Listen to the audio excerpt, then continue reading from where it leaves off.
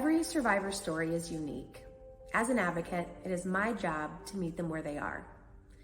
Here is one day in the life of an advocate.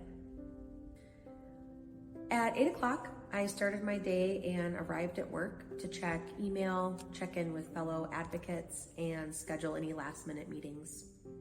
Around 9 o'clock, I picked up a cell phone for a victim who is fleeing and to ensure that she has access to phone for safety reasons.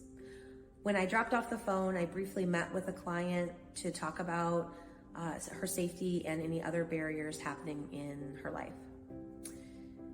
At 10 o'clock, I met with a local medical provider who wants to talk about scheduling an advocate to speak with their team about the dynamics of domestic violence. At 11, I had a counseling session with a survivor at Waypoint, and we were working on obtaining new housing and safety planning as there continues to be threats and stalking. Around 1 o'clock, I took domestic violence flyers to a social worker at a local hospital to distribute to the new emergency room. Around 2, I stopped to grab a coffee and briefly looked over some emails and did some case documentation. I also called some clients to check in and see how they were doing. At 3, I drove to a local attorney's office to meet with a client. The victim spoke several languages, but needed an interpreter for legal proceedings. So Waypoint was able to assist and provide an interpreter service. After the meeting, I supported the client with understanding the next upcoming court hearing.